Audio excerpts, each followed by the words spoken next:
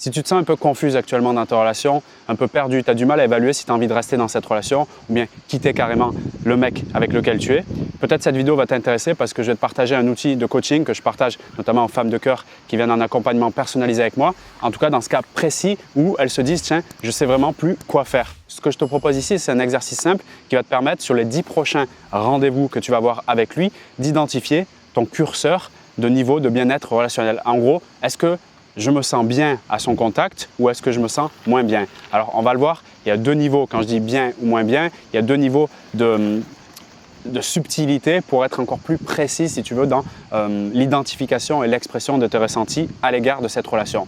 Donc, en gros, le plus simple, ce que je te propose ici, c'est si tu es dans ce cas précisément, tu prends une feuille simple devant toi, une feuille blanche de type A4 par exemple, tu traces deux traits verticales au milieu de la feuille, donc ça fera en gros 3 colonnes, 1, 2, 3, avec les 2 traits verticales dessus, et tu notes sur la gauche donc des colonnes comme ça avec 10, 1, 2, 3, 4, 5 jusqu'à 10, donc l'équivalent des 10 rendez-vous. Et le but du jeu, ça va être simplement de te connecter avant chaque rendez-vous, c'est-à-dire connecter, c'est-à-dire identifier ce qui se passe en toi. En gros, j'ai le rendez-vous dans 1 heure, 2 heures, comment je me sens à l'égard de ce rendez-vous, comment je me sens quand j'y pense.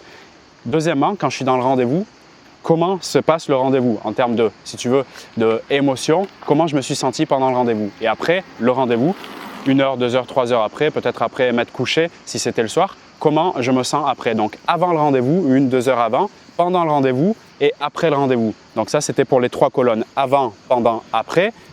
À gauche, de 1 à 10, c'est le nombre de rendez-vous. Et tu vas indiquer dans chacune de ces colonnes, par exemple le jour 1, comment je me sens avant, comment je me sens pendant, comment je me sens après.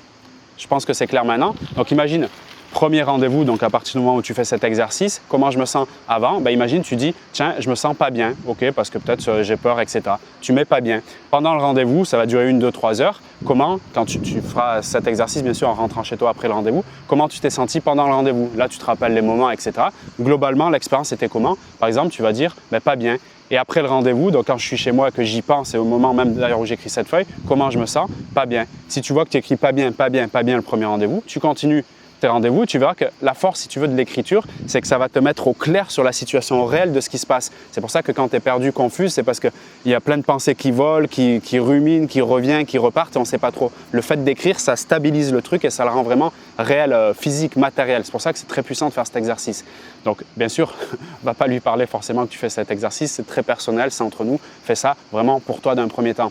Donc, si tu mets pas bien, pas bien, pas bien et tu fais ça pendant 5-10 rendez-vous et tu vois qu'il n'y a pas bien, bien, pas bien, pas bien, pas bien et tu vois, en gros, tu comptes, si tu veux, très simplement le nombre de fois où tu n'es pas bien, ça t'indique clairement que cette relation est pas forcément nourrissante pour toi, où il sera intéressant du coup à se poser les bonnes questions par la suite, à savoir s'il est utile de continuer ou en gros de aller dans cette spirale négative qui te détruit.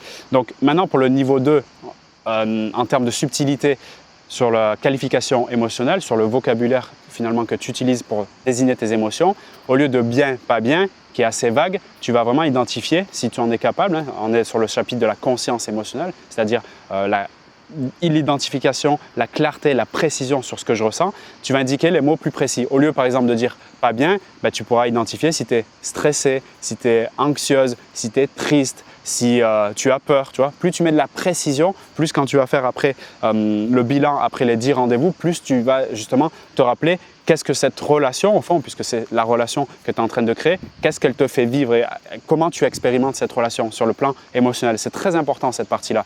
Donc par exemple, avant le rendez-vous, je suis stressé. Pendant, ben, je suis enthousiaste parce que ça se passe bien. Et après le rendez-vous, je me sens triste. Et là, je le répète, tu seras plus précise donc dans ton vocabulaire émotionnel. Et le but du jeu, c'est d'être de plus en plus précis justement pour avoir beaucoup plus de clarté dans ton esprit. Parce que si dans ton esprit, tu es clair, après dans tes comportements, c'est-à-dire dans les choix et attitudes que tu vas faire par rapport à cette relation, tu seras plus affirmé. Et à ce moment-là, ben, tu seras beaucoup plus satisfaite parce que l'affirmation entraîne la satisfaction. Bon, comme tu le vois, c'est un exercice pratique et pour qu'il soit efficace, eh bien, il faut justement le pratiquer. C'est aussi bête que ça. Si je te propose un exercice et que tu l'identifies, tu te dis ça a l'air sympa mais tu ne le mets pas en pratique, tu n'auras pas les résultats justement. Tout résultat découle d'une action, donc d'un comportement.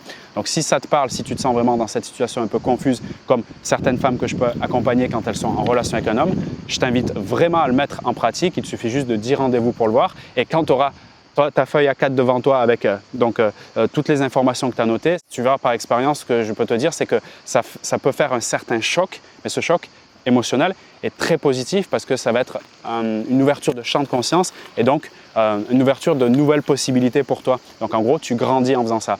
Donc je t'invite à le mettre en pratique concrètement si tu es dans ce cas encore une fois. Et si tu veux découvrir tous les secrets pour l'attirer dans tes bras, pour réussir une conquête amoureuse et surtout éviter les bourdes qui vont plomber tes relations, regarde dans la description de cette vidéo, je t'ai mis une formation offerte totalement gratuitement. Donc c'est une série de 3 vidéos que tu vas découvrir dans ta boîte mail jour après jour. Le lien est en description de cette vidéo. Je te retrouve à l'intérieur de ces vidéos offertes et également pour les nouvelles vidéos sur la chaîne YouTube. Salut à toi!